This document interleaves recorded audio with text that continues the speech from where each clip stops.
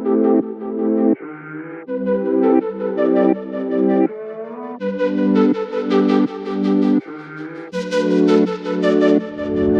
everyone, welcome back to another Suzero Success Story. Today I get the pleasure of chatting to an amazing young entrepreneur whose passion and energy I admire deeply. He's the CEO and founder of Nutcessity, an extremely tasty organic nut butter brand which was created because of his own personal allergy to peanuts.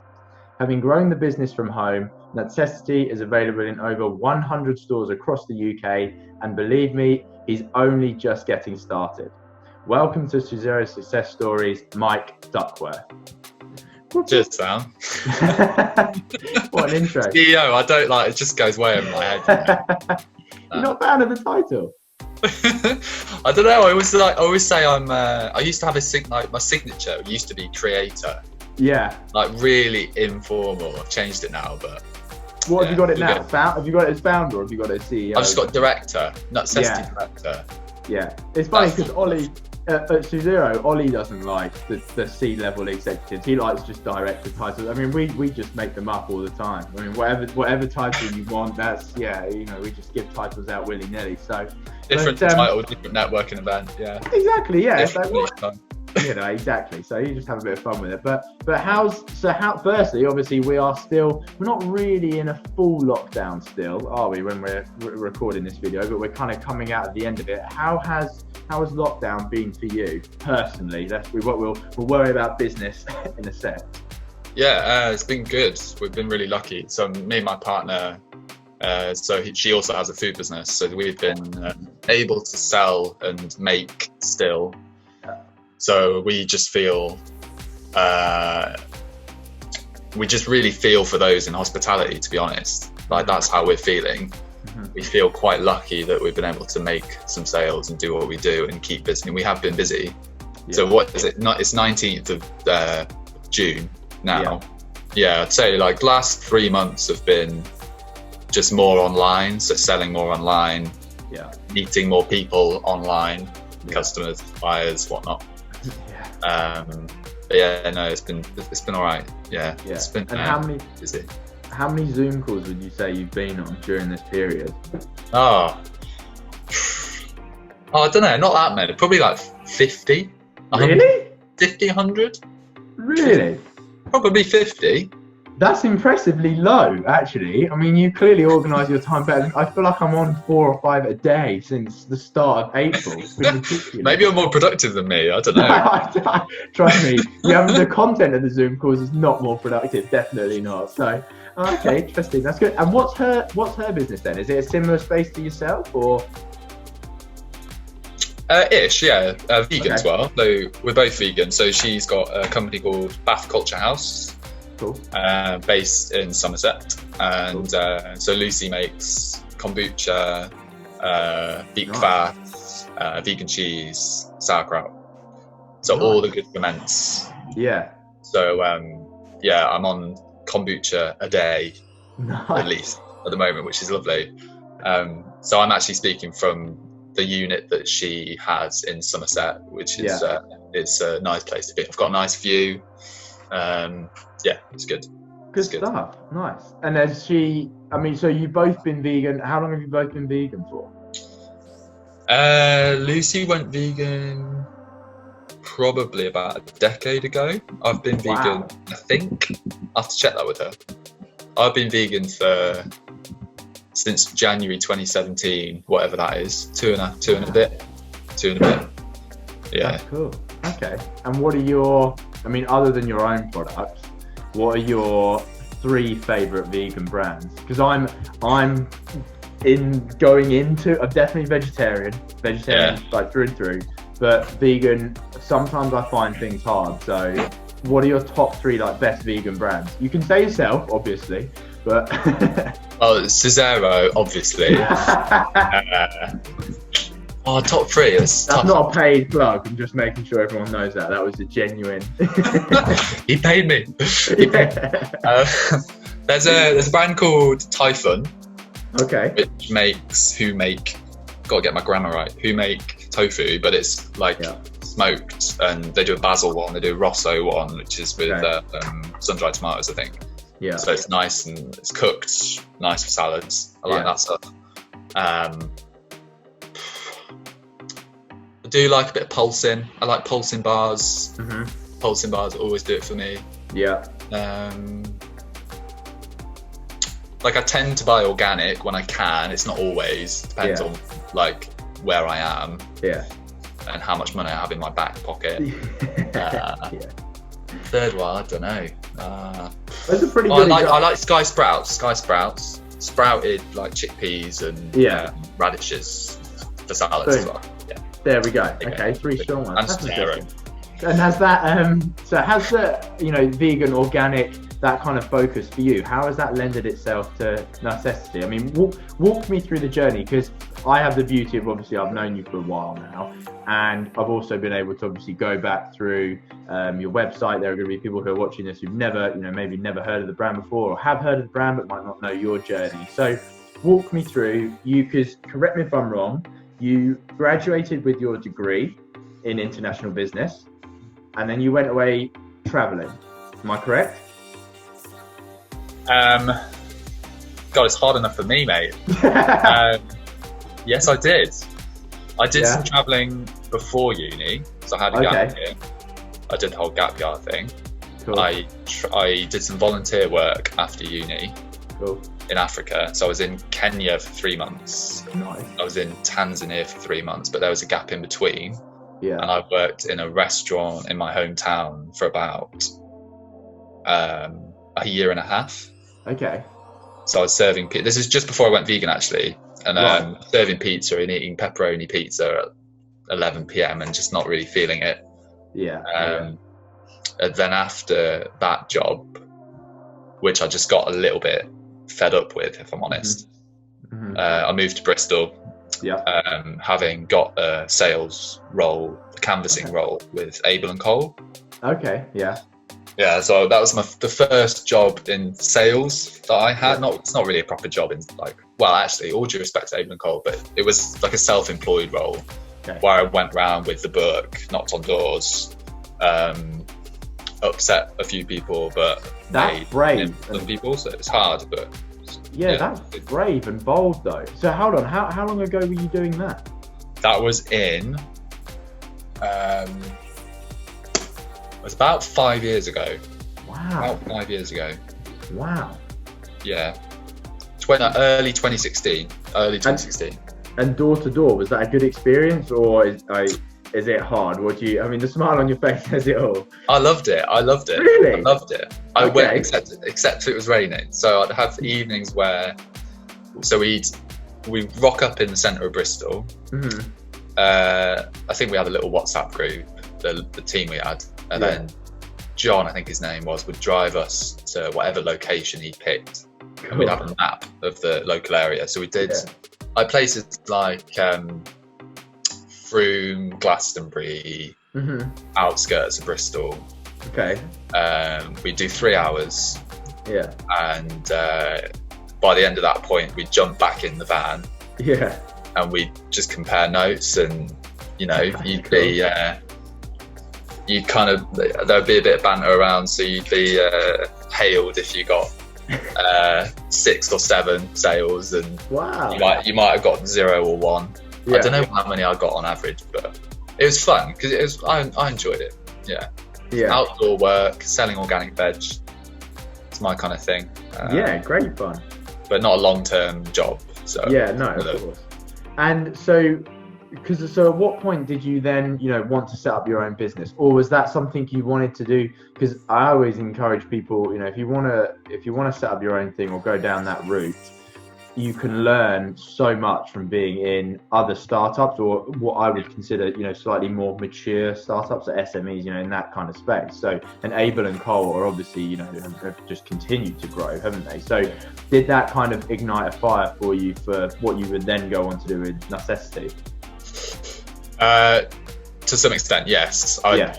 When I was towards the end of working with Abel & Cole, I started working with a small shop in Bristol. A chain of 3 shops actually now, called Better Food. Okay. And that experience gave me way more insight Yeah. than the England Coal one did, just because of the nature of the job. But I was like supervising a section, buying products, like being approached by new, like young suppliers like I am now. So I was on the receiving end, but I'd had the idea for the nut butters in probably 2013, 14. It's been a long time coming. So I've been super slow and steady, super methodical. Okay. This is just the way I've done it, but but working in that shop and receiving deliveries and making orders, and seeing what's sold and like constantly looking at weekly sales for the nut butter category, was really interesting. I bet. I bet. Yeah. I don't think I would be doing what I'm doing without that. Like, that I'm sure. Cool. Yeah. No, well, that's interesting. I mean, it's interesting you say that. Okay, so that's super interesting that you say that. And do you think, because obviously seeing what sold and what didn't sell, personally, I know obviously you have a peanut allergy. Now, explain that and why you wanted to go into nut butter of all things. Well, I've only got an allergy to peanuts. All right. So okay. I'm one of the lucky ones because I know there's people who can't eat randomly. They can't eat Brazil nuts, hazelnuts, and pecans. There are some people I met at markets like that who I do sympathise with. Yeah. But I developed a peanut allergy rather than was born with it.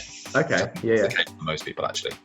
When I was younger. Mm-hmm. So wanted to start a business where I had access to something that I wanted nut butter in my cupboard that was peanut free, organic, because of the interest I developed in the organic movement with the 2 jobs I had. Yeah. Good for me.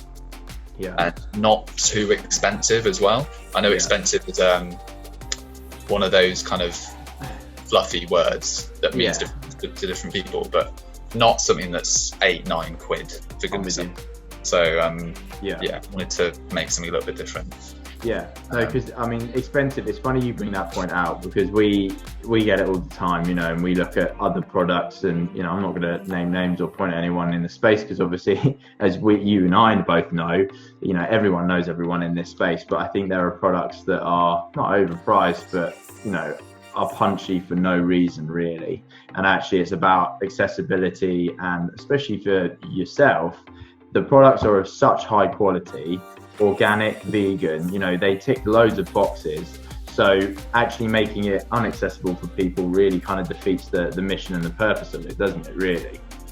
Yeah, I do not understand why a food brand would charge a price without reason. I'm assuming, products that you find in a high-end supermarket that are expensive they're that for a reason.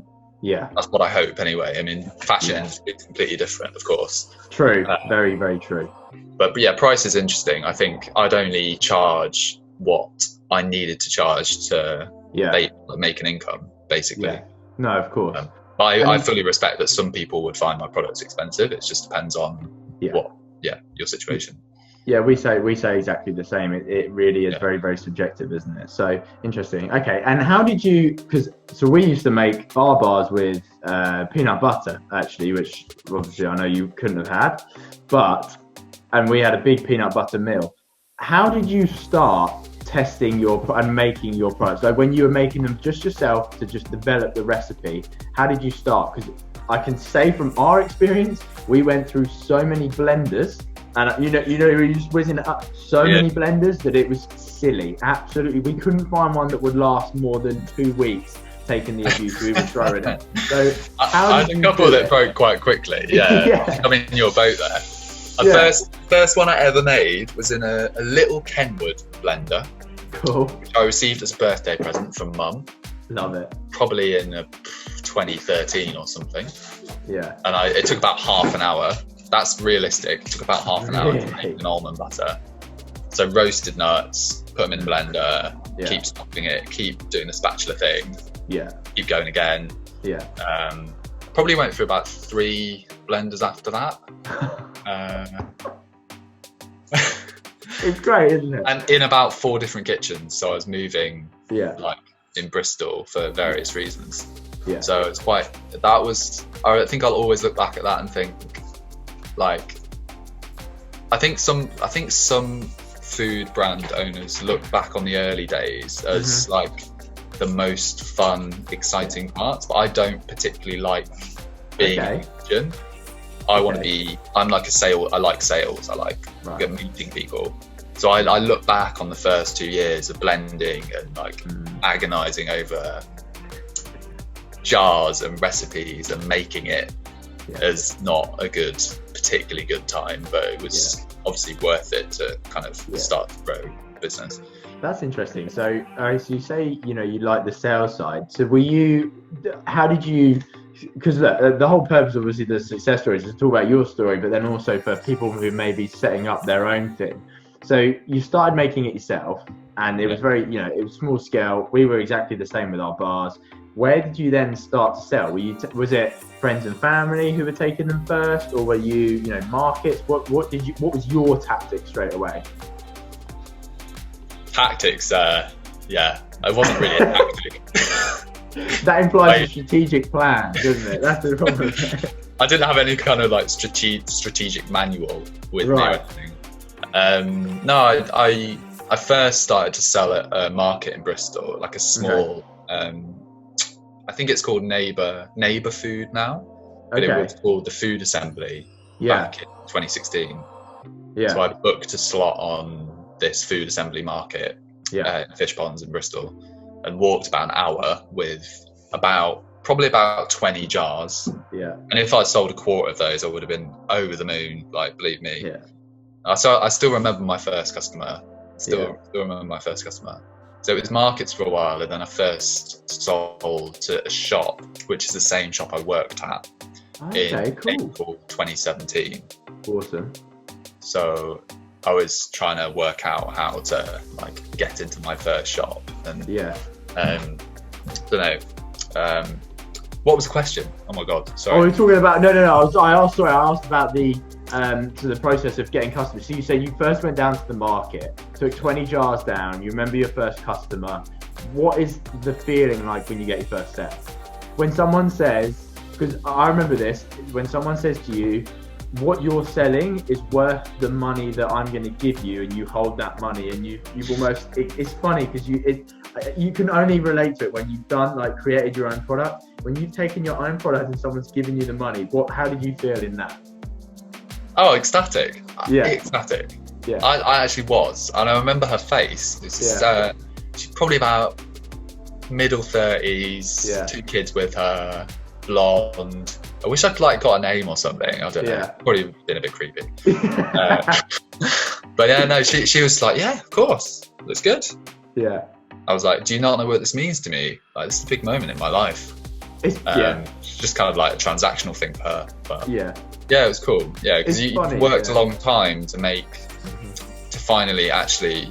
Yeah. It felt like a massive thing at the time to go to a market and sell, and of course now that feels ridiculous. Yeah. I think the hardest part is just making that move and that decision to be like, hi, so you run the market, can I book a space? How much is it? Okay, cool, bye, see you later. It's not that hard, really. Yeah, but it feels like a massive thing, I think, when you do it. And so did you use the markets, as a sales opportunity as well as developing the product? And I guess the other question that kind of lends itself to that is, how many times have you either changed or put in, develops or reformulations to the product as you've kind of gone through? A lot, a lot actually for me. Okay. Those first early markets were about market research, and I generally really do things by the book. So I'm personally one of those who I'm supposed to do a survey to start a business. Okay, I'll do a survey to start a business. Yeah. It ends up being quite useful anyway. But I laugh because it's something, that I wish we'd done, but we didn't do. Yeah. Do you like nut butter? Yes. What brands do you like? That kind of thing. But the main benefit of that was, I think, just to get out of my comfort zone. Actually, I look back on that as not being this is our data, but being like I am actually doing this. I'm committing to this because I'm doing 100 surveys in the space of 3 days or something, whatever it was. And this is the next step for me. It's like I'm getting out my comfort zone more. But the markets were about testing the flavors, getting feedback. I think I even handed out a few like surveys there. And just got to learn about my customers. Basically, that was really important. Yeah, that's amazing. Now, I mean, because we both, what I would consider young entrepreneurs in this space. You sub 25? No, I'm 28. 28, okay. Oh, punchy, I didn't know that. No. I know I look about 14, but a couple more years and I couldn't have had you on, but that's fine. No, I'm joking. If there were young people out there kind of in your position today, and this, I'm going to make this question even trickier, and they wanted to set up a food brand or something similar in the space right now, what would your advice be to them right now, given the current situation with lockdown and the fact that markets and those kind of things are out there? That's a hard question. I appreciate that. So you can say, move on to the next one. What would I say to those people? Okay. It's all about online, isn't it, really? I think at the moment. So if we're talking about like the current situation, blimey, I was actually thinking about this the other day because I was thinking like, what if I was to start a different, because I've got this other idea, which I'm not going to say, but I've got this other idea and I'm like, what would I actually do to start that business? Because I've learned very much like on the go, gradually. Right. I'd probably say, don't think too much about it. I'd probably say find someone who can advise you. Not someone you know too well, but someone who's been there and done that. So they're not just talking out their arse, they know what they're talking about. Make online a significant part of your business, but not all of it. I agree with that. Invest in Amazon if you're looking to actually make a lot of money. But it's a very useful platform for a lot of customers. I mean, the only reason I sell on Amazon now is because I realize there are people out there who choose to use Amazon exclusively or near enough exclusively. So if they want, say, a tube of toothpaste on Friday, they'll buy it on Amazon Prime, and it's like 2-3 clicks. So what I mean to say is if someone is looking for nut butter on Amazon, they might buy Biona, they might buy Pip and Nut, they might buy Manny Life, or they might buy Nutcessity. So all I'm trying to do really is put my hand up into that arena. Anyway, I'm digressing here. No. I don't know what else I'd say. I think it's about finding what you are passionate about and what products you want to make. And then making steps forward. I'm not really sure. It's a hard question. I'll let you on. No, I think it's good advice. I think at the start, especially right now with everything, it's so up in the air. Actually, looking at online and looking on and focusing on your online stuff is really important. The one thing I will say is, I don't think I've mentioned this to you before, is that I think you do an excellent job from a creative sense of making the nut butters look really good. And I think if someone was setting out something online right now, even though it's a food or drink product, you can make things look really, really appealing without customers actually trying them. Now, a lot of customers will say it looks great, it has all the credentials I want. The only thing I'm unsure about is taste, and it may be a £5-6 risk, but I'm willing to take that on one of those kind of 3 or 4 things that I really care about, being a little bit risky. So, but it's something that I've noticed and thought for a long time. I've never mentioned it to you, but I think from a creative side, the nut butters always look amazing. So you definitely win on that, my friend. Cheers. I think food and drink is about making people smile. It's about giving a product to someone that they can trust. Yeah. Super important. So I mean to say, like on Amazon, you're talking about the taste. If you've got an award, like a great taste award or another award, then that helps with that. But yeah, I mean, and good product photography as well. So I've made sure that the photography is good, because if like the product's pretty nice but photography's shit, then it's not really, doesn't do the job online. No, I agree. I think you do that really well. Right. Well, I'm gonna dive in now to what I like to call the final three. So these are just 3 questions, right? That you haven't seen actually, which is unfair, because other people who I've had conversations with have seen. Don't worry, I'm not asking for bank details or anything like that. You're all right. First question, and I usually say people, you've got to answer this in like 1 sentence. So you can go over if you want. I'll make it a complex sentence probably. Okay. Lots of semicolons. Really, really good grammar. The first question, okay, is what has been your biggest failure? Okay.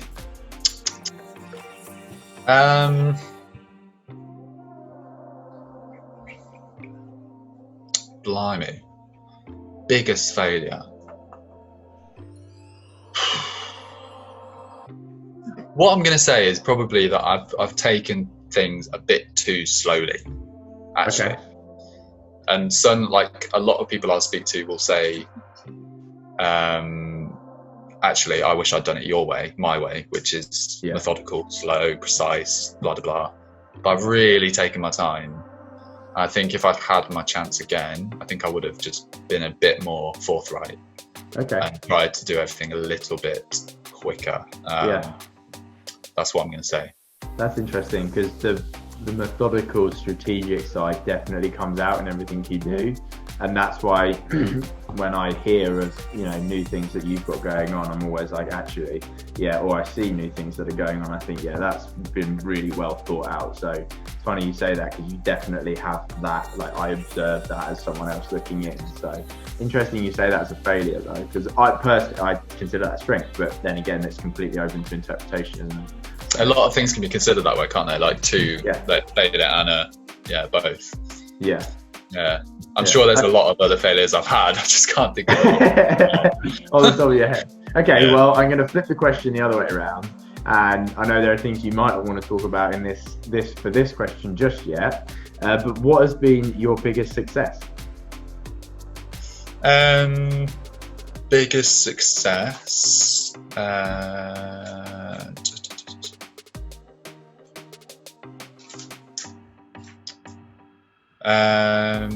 Sam. A lot of thought going into this. This is good. Yeah, like I don't want to make it awkward for viewers. No. You gotta make it specific. I mean, there's a lot of things. I think that there's a lot of situations you're in where, like, there's like an event I went to, for example, a breakfast meeting event, a networking event that I looked completely out of place in. And I met a gentleman there who's been basically my mentor for a year and a half now. Cool. So this kind of just doesn't answer the question, because I can't think of the right answer. No. But sometimes I think you have to give yourself credit for making an effort to go to certain events and be in certain places, whether it be the festival or market or a networking event, where things actually come from it. There's been a lot of situations like that for me. There's probably been a lot of missed opportunities as well, where I haven't been to certain events. But I think a general success would be, I think I'm always quite good at I'm not scared of being out of my comfort zone. I'm not scared of looking like a bit of a dweeb in certain situations, not having a suit and tie on. I think it's just good to get out there. I agree with that, and that almost links itself and lends itself to the point you made earlier about young entrepreneurs and people who are starting up in that space, or starting up in our space, and wanting to just really push it out there and go. It's just do it and just try. I actually think that I like the way you've linked that to being a success. I think that's very important. Okay, and the final question is what lesson or kind of piece of wisdom would you give to someone who is either starting up or thinking of starting up? I know we kind of asked this question earlier, but what would be the one golden piece of advice that you have about, on the journey you've gone through and everything you've been through? What is the one lesson or advice that you would give to someone else as a key takeaway? I'm going to say, believe in your own ability. And I mean that in the sense of ability to make decisions. Yeah.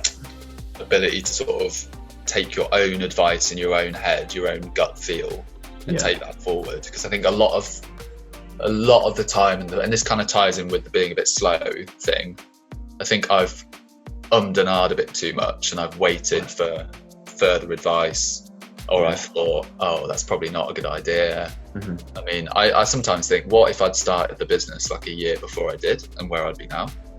That's sometimes what I think. So I definitely think I could have been a bit more acted with a bit more conviction. Right.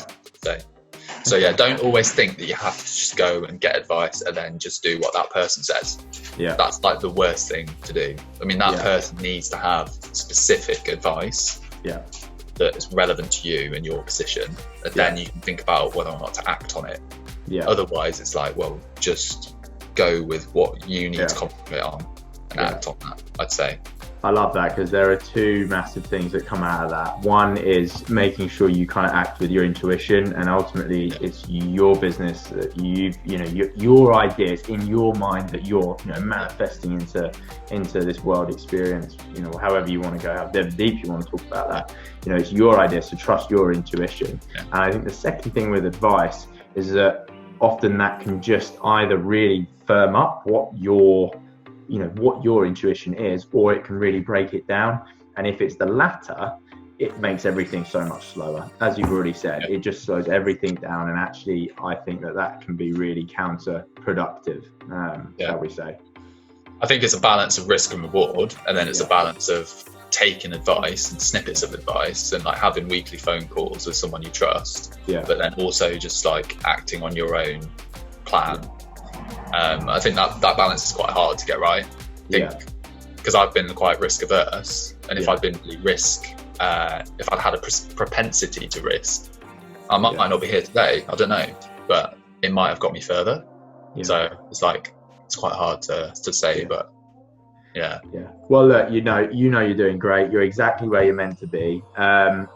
And this has been, a very interesting chat. So where can everyone find you? Where can they find the Nut Butters? Where can they find it all of this goodness? Well, nutcessity.co.uk is the website. And then, we've sold in various health food shops and department stores, organic shops around the UK. And if you use the code, just remember this, if you use the code Suzero, as in how you spell your brand name.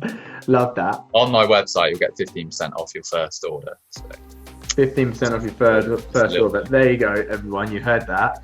15% off your first order if you use the code Suzero. What a legend. Mike, thank you very much for chatting with me today. It's been brilliant. I know that you have amazing things coming up. I know that there are even bigger things to come. So keep doing what you're doing, and hopefully we can catch up over a beer sometime soon, because it would be fun to throw even more ideas around. But thank you very much for that, mate. Nice one. Thanks for having me. Cheers. Awesome. Well, everyone, please make sure you like and subscribe, all of those amazing things. I'm not very good at always doing the shout outs on social media. That is, Leah loves doing that. So Facebook, the Instagram, I think we have Twitter, like, subscribe, share, all of those wonderful key terms that everyone uses on YouTube. But thank you very much for watching. Please keep an eye out for the next Suzero Success Story video. And remember, Suzero, save 15% off, nutcessary.co.uk. There you go. Thank you very much. Cheers.